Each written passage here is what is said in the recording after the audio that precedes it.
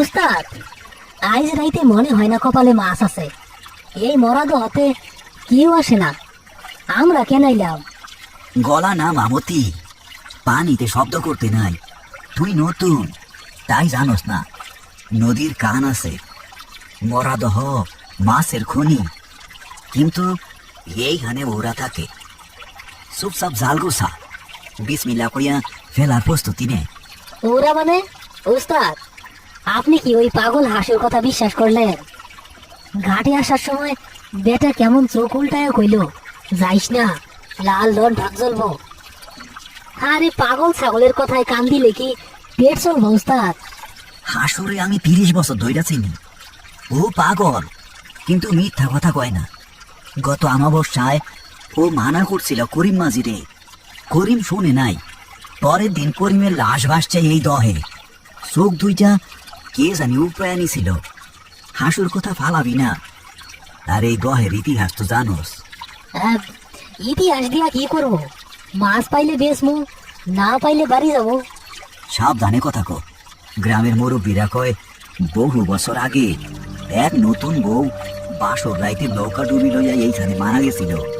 তার হাতে ছিল একটা লাল লণ্ঠন। সে আজও সেই আলো দিয়া পানির তলে তার স্বামীরে খুঁজে। মরাবাহ শান্ত দেখা যায়, কিন্তু এর তলে তুফান চলে। দূর উস্তাদ, আপনার এইসব কিচ্ছা কাহিনী শুনলে তো মাছও ডরাইয়া পালাইব। আমি জোয়ান মানুষ, আমার শরীরের রক্ত গরম, ভূত প্রেত আমার ছায়াও মারায় না। আপনি হুকুম দেন, জালটা ফেলি।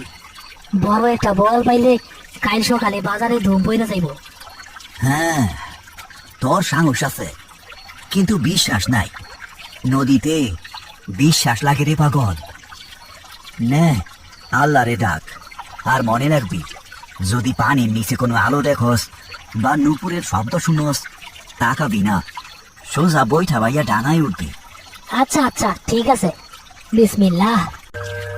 মতি, চুপ, কিছু শুনতে পাইতেছস?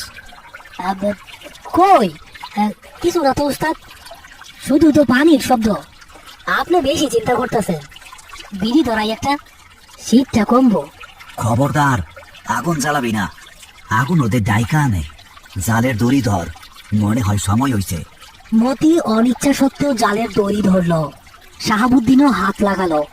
এবার তারা টান দেওয়া শুরু করলো। উস্তাদ, মাশাআল্লাহ, মনে হয় পুরা ঝাঁক আটকা পড়ছে। যা ভারী লাগতেছে, আইস কপাল খুইলা গেছে আমাগো। আস্তে টান, এত ভারী তো হওয়ার কথা না। বোয়াল মাছ লাফালাফি করে, কিন্তু এইটা তো নড়ে না। মনে হইতেছে জালের নিচে বিশাল কোনো পাথর আটকায় আছে, নাকি অন্য কিছু। শাহাবুদ্দিন লক্ষ্য করলো পানির রং কালো থেকে আস্তে আস্তে কালচে লাল হচ্ছে। জালের দড়িটা যেন কেউ নিচ থেকে উল্টো দিকে টানছে। উস্তাদ, বড় কিছু আটকা পড়ছে, রুই বা কাতলা হইব নিশ্চিত, টান দেন। এত ভারী তো মাছ হয় না রে, আস্তে টান দে, সাবধান। তারা দুজনে মিলে প্রাণপণে জাল টেনে নৌকায় তুলল। জালের ভেতর মাছ নেই, কাদা মাখানো পিতলের তৈরি একটা পুরনো আমলের লণ্ঠন। দেখতে অদ্ভুত, লণ্ঠনের কাঁচটা লাল রঙের। দূর, এত কষ্ট কইরা এটা কি উঠলো? একটা ভাঙ্গা হ্যারিকেন। মতি লণ্ঠনটা হাতে নিয়ে কাদা মুছতেই চমকে উঠল। লণ্ঠনের ভেতরে তেল নেই, সলতেও নেই, তবু গাছের ভেতর দপ করে একটা লাল আলো জ্বলে উঠল। ওস্তাদ, দেখেন, তেল ছাড়া বাতি জ্বলতেছে।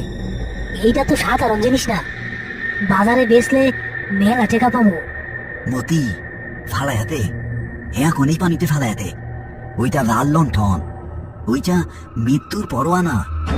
ওইটা নৌকায় রাখা মানে শয়তান রে ডাইকা আনা। শাহাবুদ্দিনের অভিজ্ঞ চোখ ভুল করেনি।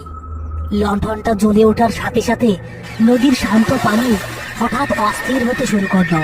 বাতাসের বেগ বেড়ে গেল, আর কুয়াশার ভেতর থেকে নারী কণ্ঠের গুনগুন কান্নার সুর বেশি আসতে শুরু করলো। না ওস্তাদ, আমি ভালাবো না। সারা জীবন মাছ মাইরা কি করলাম? এইটা আমার কপাল খুলবো। আপনার বয়স হইছে তাই ভয় পান। হঠাৎ লণ্ঠনের লাল আলোটা তীব্র হতে শুরু করলো। নৌকার চারপাশে পানি নিচ থেকে বুদবুদ উঠতে লাগলো, যেন পানি ফুটছে। মতি, তুই আমার কথা শোন, লোভে পড়িস না। ওই দেখ, কুয়াশার মধ্যে কি যেন দেখা যায়। শাহাবুদ্দিন আঙুল দিয়ে দেখালো কুয়াশা ভেদ করে একটা সাদা শাড়ি পরা অবয়ব পানির উপর দিয়ে হেঁটে নৌকার দিকে আসছে। তার মুখ দেখা যাচ্ছে না, শুধু লম্বা ভেজা চুল আর হাতে একজোড়া শাখা। আমার লণ্ঠন, আমার লণ্ঠনটা কই? ফিরাই দে, আমার লণ্ঠনটা ফিরাই দে। কে কে কথা কয়? কাছে আসবি না কইলাম, আমার হাতে বইটা আছে কিন্তু। মতির বোকামি তাকে শেষ সীমানায় নিয়ে এসেছে।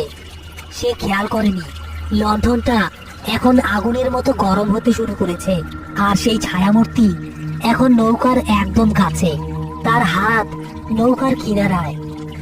নৌকাটা হঠাৎ একপাশে কাত হয়ে গেল, মনে হলো পানির নিচ থেকে কেউ নৌকাটা ধরে কাঁপাচ্ছে। মতি, লন্ঠন ফালা, নইলে নইলে আমরা জ্যান্ত খবর হয়ে যাবো আজকা পানিতে। আহ, উস্তাদ, উস্তাদ, আমি আমি লন্ঠন ফালাইতে পারতাছি না। আমার হাত পুইরা যাইতেছে। উস্তাদ বাঁচান, বাঁচান উস্তাদ। নৌকাটা প্রচন্ড ভাবে দুলছে। পানির নিচ থেকে উঠে আসা পচা হাতটা মতির পা ধরে টেনে পানির দিকে নামাচ্ছে। মতি অর্ধেক শরীরে নৌকার বাইরে জ্বলে আছে। তার ডান হাতের সেই লণ্ঠনটা এখন দাউ দাউ করে জ্বলছে, কিন্তু আগুনটা লাল রঙের। উস্তাদ, উস্তাদ, আমার পা ভাঙা যাইতেছে, আমার টানতাছে। আল্লাহ রে ডাক মতি, জোরে জোরে ডাক। শয়তানের সাথে গায়ের জোরে পারবি না। শাহাবুদ্দিন প্রাণপণে চেষ্টা করছে, কিন্তু অদৃশ্য শক্তিটা অস্বাভাবিক শক্তিশালী। হঠাৎ নৌকার একপাশে পানি ফুরে সেই সাদা শাড়ি পরা জলপিশাচিনি ভেসে উঠল। তার মুখটা এবারে স্পষ্ট দেখা যাচ্ছে, বড় বড় গর্তের মতো চোখ, চামড়া খসে পড়া মুখমণ্ডল, আর সেখান থেকে বের হচ্ছে ঘোলাটে পানি। আমার বাসর সজ্জার আলো তুই চুরি করেছিস, এবার তোর জীবন দিয়ে এই ঋণ শোধ কর। পিশাচিনি তার হাড় ভর্তি হাত বাড়িয়ে দিল মতির গলার দিকে। শাহাবুদ্দিন বুঝতে পারল মতি নিজে লণ্ঠন ছাড়াতে পারবে না, ওটা তার হাতে আঠার মতো লেগে আছে। মতি, ব্যথা পাইলে চিল্লাবি না, তোর চান বাঁচাইতে হইব। শাহাবুদ্দিন তার হাতের ভারী কাঠের বৈঠাটা তুলল। সে জানে এই লণ্ঠনেই মূল কালপিট। সে বিসমিল্লাহ বলে সজোরে আঘাত করল মতির হাতের কবজির ওপর। উস্তাদ! বৈঠার বাড়িকে মতির হাত অবশ হয়ে গেল, আর লণ্ঠনটা হাত থেকে ছুটে গিয়ে ছিটকে পড়ল পিশাচিনির দিকে। লণ্ঠনটা বাতাসে ভেসে যেন চুম্বকের মতো পিশাচিনির হাতে গিয়ে পড়ল। লণ্ঠনটা হাতে পাওয়া মাত্রই পিশাচিনির ভয়ঙ্কর মুখটা মুহূর্তের জন্য শান্ত হয়ে গেল। সে লণ্ঠনটা বুকের কাছে জড়িয়ে ধরল। ফিরে পেয়েছি আমার লণ্ঠন, আমি ফিরে পেয়েছি।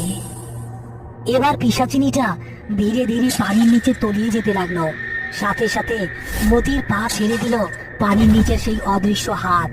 মতি ধপাস করে নৌকার পাটাতনে গড়িয়ে পড়ল। শাহাবুদ্দিন কোনো মতে নৌকা চালিয়ে ঘাটে এসে ভিড়ল।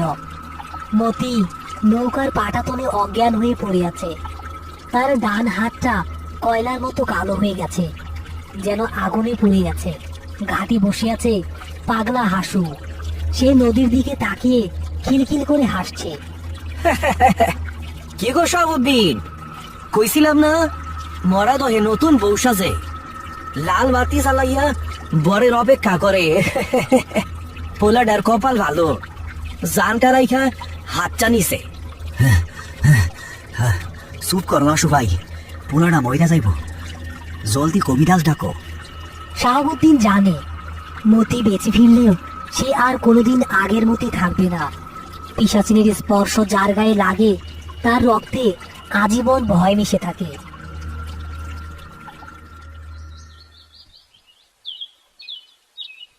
মতি বারান্দায় বসে এক দৃষ্টিতে মাটির দিকে তাকিয়ে আছে। তার ডান হাতটা সাদা কাপড়ে পেঁচানো। সে এখন আর কথা বলে না, সারাদিন চুপচাপ বসে থাকে। শাহাবুদ্দিন পাশে বসে তামাক সাজাচ্ছে।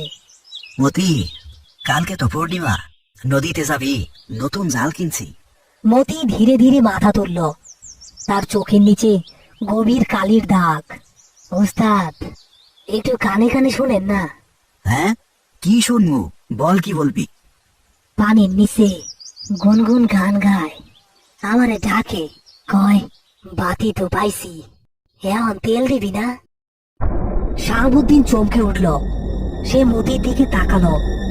মতির ব্যান্ডেজ করা হাতের ভেতর থেকে হঠাৎ দপ করে একটা লাল আভা জ্বলে উঠল, ঠিক যেমনটা সেই লণ্ঠনে জ্বলেছিল।